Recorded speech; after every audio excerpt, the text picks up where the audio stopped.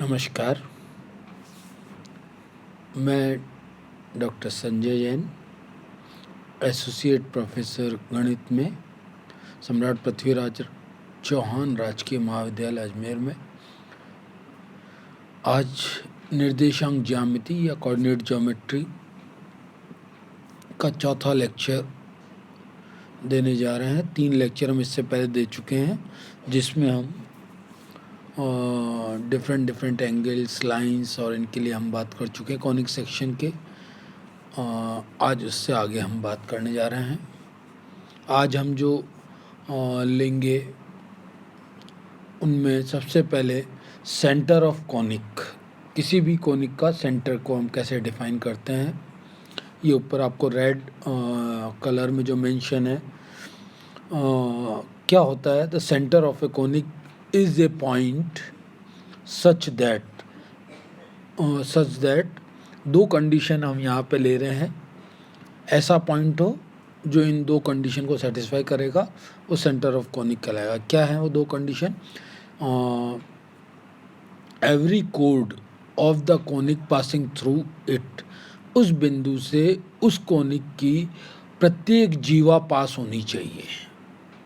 Code है, प्रत्येक जीवा उससे पास हो, उस कॉनिक की ऐसा बिंदु होना चाहिए एक तो। दूसरी खास बात क्या है? इज बाइसेक्टेड एट इट, उस बिंदु पे जो भी जीवा है वो सारी कैसी होनी चाहिए? समद्विभाजित होनी चाहिए, या उसको बाइसेक्ट करनी चाहिए उस बिंदु पे। ऐसा बिंदु जिससे प्रत्येक जीवा पास होती हो और उस बिंदु पे वो समद्विभाजित होता हो, तो ऐसे बिंदु को हम उस सेंटर का कॉनिक कहते हैं।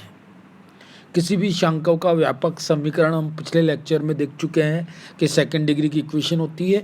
नीचे ब्लू कलर में हमने लिखा है ax² + 2hxy + by² + 2gx + 2fy + c = 0। ये जनरल इक्वेशन है कॉनिक सेक्शन की, जनरल, जिससे हम सारे कर्व इससे मिलते हैं। ठीक है, हम यहाँ अपनी तरफ से मान के चल रहे हैं कि मान लिया किसी कॉनिक का सेंटर है वो x' y' है। Let's it centre be x' and y'। उसके बाद हम क्या करते हैं, हम इस x' y' को if the origin is transfer to x' y', origin को x' y' पे ट्रांसफ़र करते हैं, and x is remaining parallel to the original direction. 2 चीज़ें हम खास कर रहे हैं यहाँ पे कि हम x' y' जो पॉइंट हैं उनको x' y' पॉइंट को ट्रांसफ़र कर रहे हैं ओरिजिन पे, और एक्सेस पैरेलल रख रहे हैं ओरिजिनल डायरेक्शन के।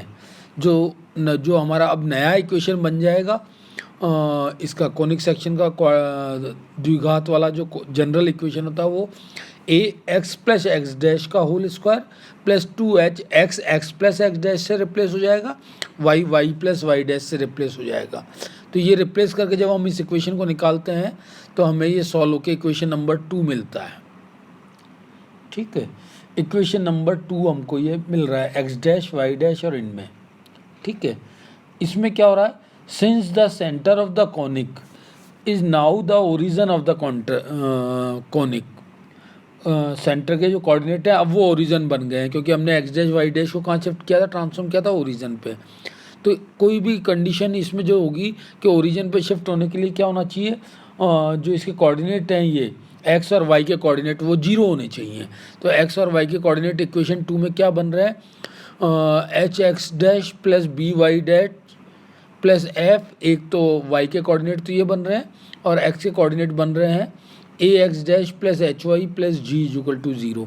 तो ये 2 इक्वेशन हमारी 0 होनी चाहिए, तब वो हमने जो ट्रांसफ़र किए हैं वहाँ पे हमारे कोऑर्डिनेट क्या बनेंगे? x' y'।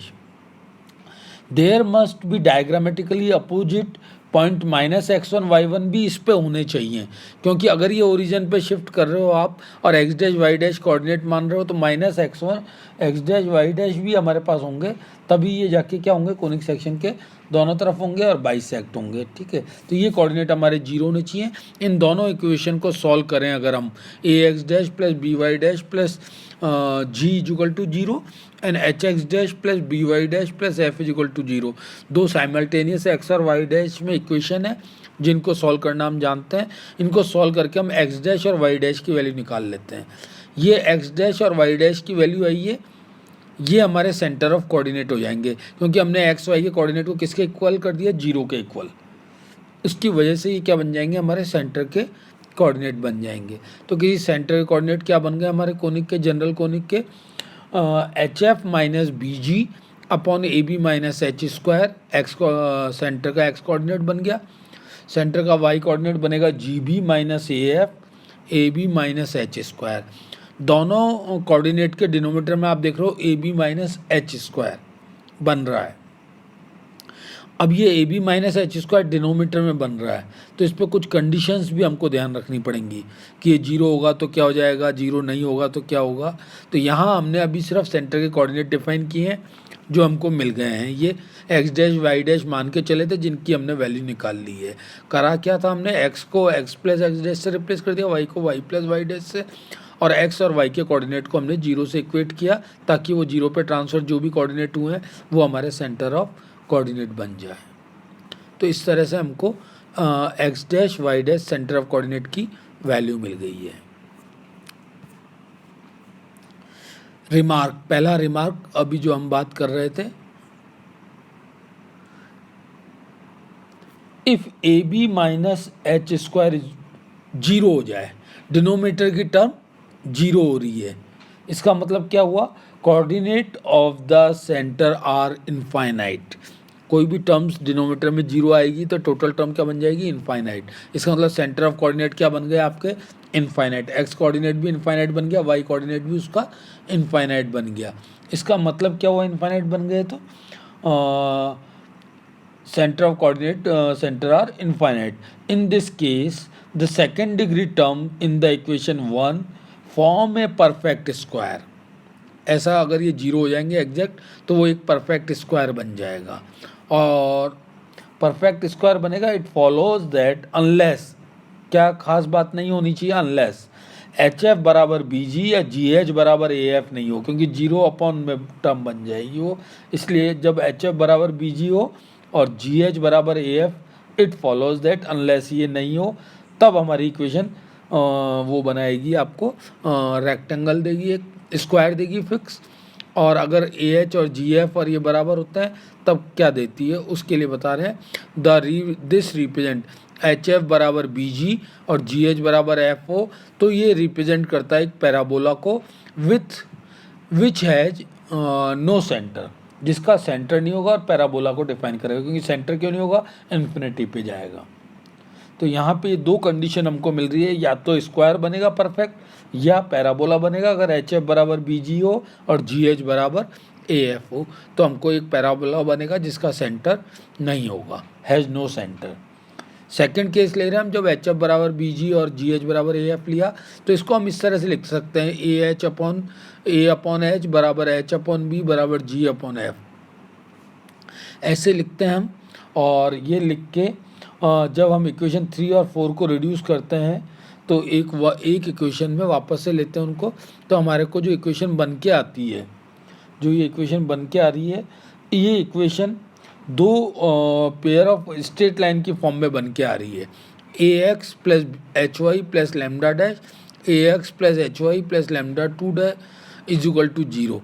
This represent two parallel straight line, lambda 1 और लैम्डा 2 आ रहा है, और एम की वैल्यू m1 m2 इनसे क्या आ जाएगा, -1 आ जाएगा, इसलिए टू पैरेलल स्ट्रेट लाइन हमको मिलेगी इस केस में, जब 3 और 4 रिड्यूस होकर आ जाएगी। और इसके अलावा in this case only any point on equation 3 or 4 may be regarded as the center। 3 और 4 को जब आप लेंगे और उनसे कोई पॉइंट मिलेगा वो आपका सेंटर बनेगा, because every such point satisfy the definition of the centre. तो ये पहला केस जब A B minus H zero हो और उसके साथ ए एच एफ बराबर बी जी हो या जी एच बराबर ए एफ हो, और ए बी बराबर एच स्क्वायर हो, तब ये कंडीशन हमारी बनेंगी। और ये कंडीशन बनने पे पेयर ऑफ स्ट्रेट लाइन बन रही है, यहाँ से मिल रहा है हमको पैराबोला मिल रहा है। एक सेकंड केस हम यहाँ लेंगे, रिमार्क 2 जिसको बोल रहे हैं हम। रिमार्क 2 में हम क्या कर रहे हैं कि जो हमारी इक्वेशन नंबर 1 है, जो हमने जनरल क्वाड्रेटिक इक्वेशन ली थी, सेकंड डिग्री की व्यापक समीकरण जो हमने लिया था, उसको अगर हम पार्शियल डिफरेंशिएट करें एक्स और वाई के रेस्पेक्ट में, तो हमें ये दो इक्वेशन मिलती है, del F upon del X और del F upon del Y. ये जो दो इक्वेशन मिल रही हैं, फर्स्ट डेरिवेटिव है ये पार्शियल, अगर हम इनको जीरो के बराबर कर दें, if these are equated to zero, they give equivalent to the equation number 3। अगर हम इनको जीरो के बराबर करते हैं तो हमको इक्वेशन नंबर 3 और 4 मिल जाती है, जो पहले वाले उसमें रिमार्क में थी। तो इसका मतलब hence coordinate of the centre of the conic, ये जो सेकंड डिग्री कोनिक इक्वेशन है, can be obtain by solving the equation obtain by partial derivative zero करके। ये वाला काम जो है ये हमारे न्यूमेरिकल एग्जाम्पल में, या कोई कर्व की इक्वेशन दे रखी होगी सेकंड डिग्री की, उसके अगर हमको सेंटर के कोऑर्डिनेट निकालने हैं तो यही काम हम प्रैक्टिकली करेंगे। यही टेक्निक है निकालने की। उसके फर्स्ट डेरिवेटिव एक्स और वाई के साथ निकालिए, उनको जीरो के बराबर करिए और सॉल्व करिए, तो एक्स और वाई के कोऑर्डिनेट हमको मिल जाएंगे। एक न्यूमेरिकल हम यहाँ इसीलिए लेंगे ताकि हमको ये प्रोसीजर क्लियर हो जाए, और छोटे नंबर के क्वेश्चन में आपके एग्ज़ाम में इस तरह के क्वेश्चन पूछे जा सकते हैं। देखिए, एक क्वेश्चन दिया है आपको, find the centre of the conic. Conic का सेंटर निकालिए, उसकी इक्वेशन दे रखी है 41 X square plus 24 X Y plus 9 Y square minus 130 A X minus 60 A Y plus 116 A square is equal to zero. इसको आप कंपेयर कर लीजिए, जो आपकी जनरल व्यापक समीकरण होती है A X square plus 2 H Y plus B Y square plus 2 X plus 2 plus C is equal to zero से हम कंपेयर करेंगे। और साथ में इसी के साथ हमसे पूछा गया है and find the equation of the conic refer to the centre of origin. अगर ओरिजिन को सेंटर मानते हैं तो इस इक्वेशन की कोनिक की समीकरण क्या होगी। तो सेंटर के कोऑर्डिनेट निकालने हैं हमको पहला, दूसरा हमको उस कोनिक की समीकरण निकालनी है। तो यहाँ पे आप देखें, जब हम इस कर्व को कंपेयर करेंगे तो ए बी सी तो हमें आसानी से मिल रहा है, पर 2gx ऊपर हमने रेड में लिखा है, जिस किसके बराबर होगा -130 ए के, और 2f बराबर होगा -60 ए के, और जो सी डैश होगा हमारा वो होगा gx dash plus F Y dash plus C, और सी यहाँ दे रखा है इन्होंने 116 ए स्क्वायर। तो हमें एक्स डैश वाई डैश निकालना है और इसमें वैल्यू रख के सी डैश निकालना है। तो पहला काम तो सेंटर निकालने के लिए अभी हमने पिछली स्लाइड में बात की है, हम फर्स्ट पार्शियल डेरिवेटिव्स को जीरो करते हैं एक्स और वाई के साथ। तो वही काम हमने किया, इस दी हुई इक्वेशन के एक्स के साथ पार्शियल डेरिवेटिव किया, जिससे इक्वेशन 1 मिल रही है। वाई के साथ पार्शियल डिफरेंशिएट करते हैं तो इक्वेशन नंबर 2 मिल रहा है। तो दो समीकरण हमें एक्स और वाई में मिल गई है, उनको सॉल्व करके हम x और y की वैल्यू निकाल सकते हैं। यहाँ इस केस में x की वैल्यू a1 आ रही है, a आ रही है, और y की वैल्यू 2a आ रही है। तो इसका मतलब कोऑर्डिनेट ऑफ द सेंटर क्या हो गए, a और 2a हो गए। ठीक है, a और 2a हमको सेंटर के कोऑर्डिनेट मिल रहे हैं, और g बराबर और f बराबर 2gx बराबर 130a है, तो g बराबर कितना हो जाएगा -65a, और f बराबर हो जाएगा -30a। 2 हट जाएगा, g और f की वैल्यू मिल जाएगी। ठीक है, ये 2g के कोऑर्डिनेट है, x लगाओगे तो दोनों तरफ x लगाना पड़ेगा हमको। ठीक है, यहाँ हमको ऊपर x नहीं लिखा हुआ है हमने। तो इस तरह से ये g, f और c की वैल्यू हमने ली, और ये c डैश बराबर जो नीचे ब्लू में लिखा है उसमें सब्स्टिट्यूट कर दिया। g की वैल्यू रख दी हमने 65a माइनस का, और x डैश हमारा सेंटर का कोऑर्डिनेट है a, प्लस f की वैल्यू हमारी होगी 30 माइनस का 30a, और y डैश बराबर रखेंगे हम 2a। ठीक है, प्लस c बराबर है हमारा 116 ए स्क्वायर। ये वैल्यू जब हम इसमें रख रहे हैं तो हमें सी डैश की वैल्यू मिल रही है -9a²। तो जो कर्व की इक्वेशन होगी वो क्या होगी हमारी, ax² means 41x², 24xy plus 9y², और ये c की वैल्यू -9a²। क्योंकि हम क्या कर रहे हैं, पार्शियल डेरिवेटिव फर्स्ट और सेकंड जीरो कर रहे हैं, तो उससे hx y की टर्म और वो हमारी x के कोफिशिएंट y के कोफिशिएंट क्या हो जाएंगे, जीरो हो जाएंगे, क्योंकि सेंटर हम ओरिजिन ले रहे हैं। तो ये हमारा कर्व का इक्वेशन भी मिल जाएगा हमको और सेंटर के कोऑर्डिनेट भी मिल गए। तो ये न्यूमेरिकल इस तरह के हमने यहाँ पे 2-3 आपके प्रैक्टिस के लिए दिए हैं ताकि आप ये इस तरह के क्वेश्चन कर पाएँ। एक यहाँ पे हम एक थ्योरम और ले रहे हैं जिसमें अगर सेंटर ओरिजिन लें तो आप डायरेक्ट वैल्यू कैसे निकाल सकते हो ये, या ये किस तरह से यही फॉर्म बनेगी उसकी। ये है एक थ्योरम, इस conic with origin as its centre, जिसके ओरिजिन सेंटर हो, ऐसे कोनिक की समीकरण किस फॉर्म की होनी चाहिए। तो यहाँ पे ये कर्व छोटे नंबर के क्वेश्चन में हमसे पूछी जा सकता है सीधा article, to show that conic of the form ax², ये ब्लू कलर से अपने मार्क किया हुआ है, ax² plus 2hxy plus by² plus c=0। इसमें देखिए आप x के कोफिशिएंट नहीं है, y के कोफिशिएंट नहीं है, ठीक है। अभी जो हमने न्यूमेरिकल किया उसमें भी बात की थी। Has the origin at the centre, centre जो होंगे इसके वो क्या होंगे, ओरिजिन पे होंगे। तो ओरिजिन वाले उसमें हमेशा इस तरह की फॉर्म होगी, ax² plus 2hxy plus by² plus c=0। Clear. क्या करते हैं हम इसके अंदर, लेट हम मान के चलते हैं x' y' be the point on the conic given by equation number 1। जो 1 में दी हुई है उसके कोऑर्डिनेट क्या मान लिया हमने, x' y' मान लिए पॉइंट ऑफ द कोनिक।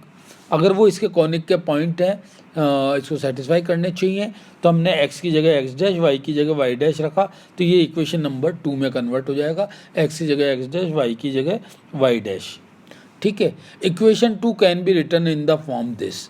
तो हम ओरिजिन का वो ले रहे हैं इसके, तो ये फॉर्म में हम इसको इस तरीके से रख सकते हैं, x' का स्क्वायर की जगह -x' का स्क्वायर करेंगे तो भी वो स्क्वायर बन जाएगा। इसी तरह से y की जगह -y' और x की जगह -x' रखा हमने, तो भी ये इसके समीकरण को सेटिस्फाई करेगा।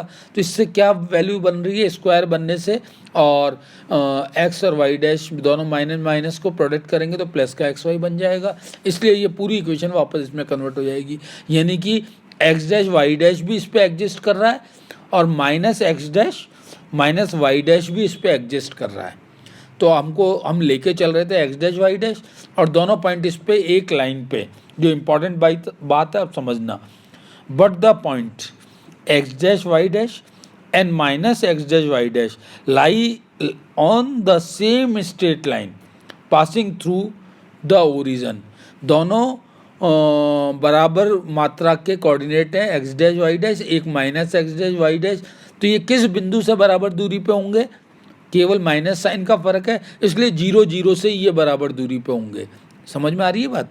तो 0 0 से ये बराबर दूरी पे होंगे, इसका मतलब 0 0 पे ये बाइसेक्ट करेंगे। और हमारी जो कोनिक सेक्शन की डेफिनेशन थी सेंटर के कोऑर्डिनेट की, वो क्या थी, जीवा होनी चाहिए, दो बिंदुओं से पास होगी और बाइसेक्ट करनी चाहिए। तो यहाँ पे आप देखें ये किसको बाइसेक्ट कहाँ पे कर रही है, ओरिजिन पे। तो इसका मतलब इसके जो सेंटर के कोऑर्डिनेट क्या होंगे, वो ओरिजिन होंगे। क्लियर। और इसलिए ओरिजिन की फॉर्म क्या होगी, ओरिजिन वाले फॉर्म की कोनिक की equation ax² plus 2hxy plus by² plus c=0। तो ये आर्टिकल इसलिए इम्पॉर्टेंट है। अब आप देखिए सीधा जो हमने अभी ये न्यूमेरिकल किया था, इसमें हमारी ये इक्वेशन इसी फॉर्म की आ रही है, ax² plus 2hxy plus by² plus c, जहाँ पे a की वैल्यू 41 है, 2h की वैल्यू 24 है, b की वैल्यू 9 है और c की वैल्यू -9a² है। तो ये थ्योरम हमारी ओरिजिन पे जो सेंटर बनाती है उसकी फॉर्म ये की ये होनी चाहिए।